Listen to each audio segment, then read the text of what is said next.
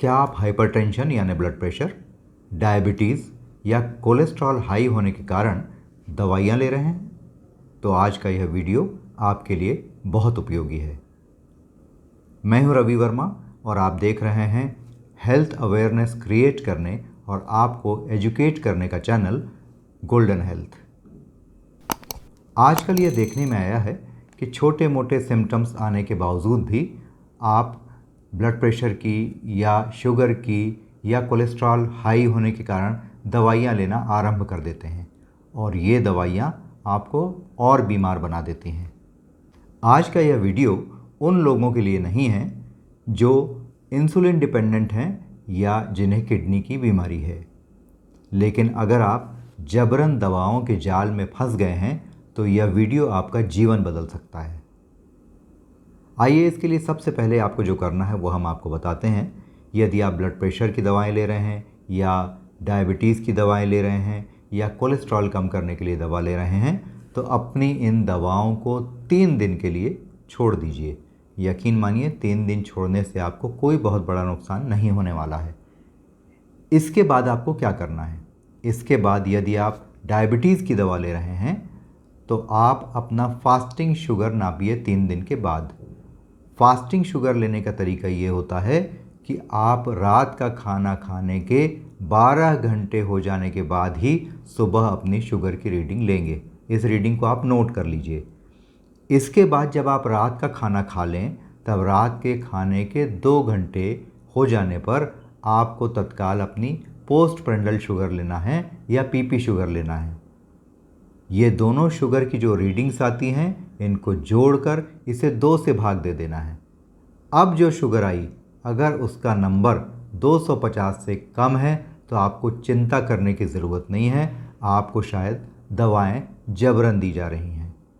आप कर सकते हैं ये कोशिश कि आपका ये नंबर 250 जो है वो आपका जीवन रक्षक नंबर है।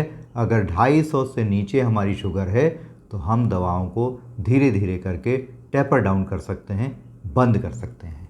ये ACP की गाइडलाइंस हैं, अमेरिकन कॉलेज ऑफ फिजिशियंस की।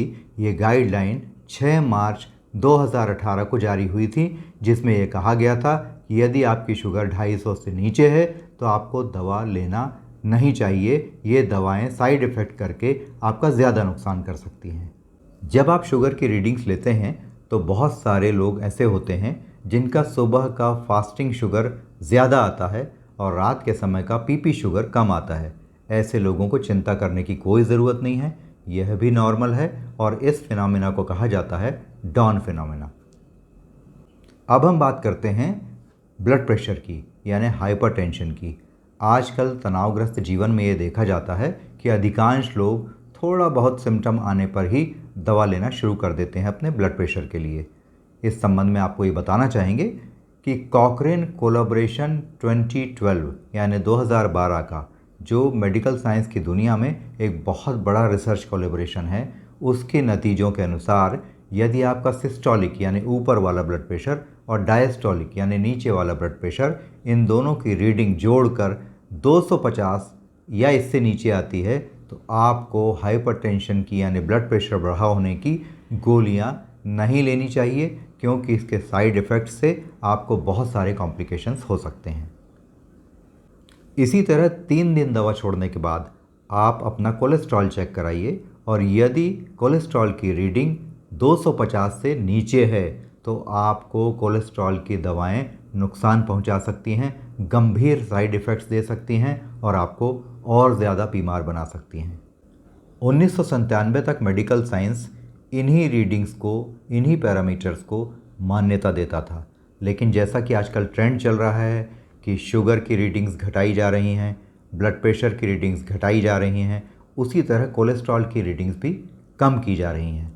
लेकिन यकीन मानिए कि आपका शरीर जितना बड़ा साइंटिस्ट है उतना बड़ा कोई साइंटिस्ट नहीं है और ये शरीर ही जानता है कि किस वक्त आपकी कौन सी रीडिंग कितनी होनी चाहिए जो आपके लिए उचित है।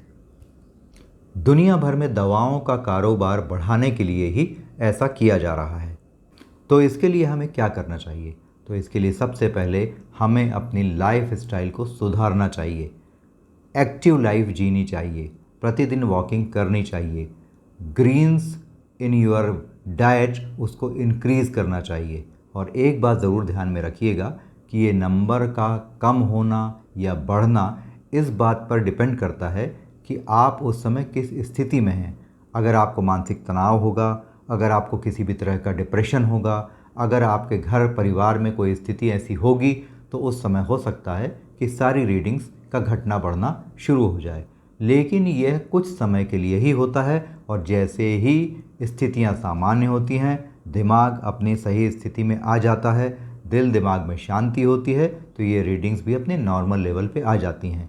लेकिन अगर उस समय रीडिंग्स को ज़्यादा देखकर हमने दवाइयाँ लेना शुरू कर दिया तो यह हमारे लिए बहुत घातक हो सकता है। तो आप अपनी रीडिंग पर ध्यान ज़्यादा ना दीजिए, अपनी लाइफ स्टाइल पर ज़्यादा ध्यान दीजिए, अपने मानसिक तनाव को कम रखने पर ज़्यादा ध्यान दीजिए, तभी आप स्वस्थ रहेंगे। लाइफ लाइन नंबर याद रखिए 250।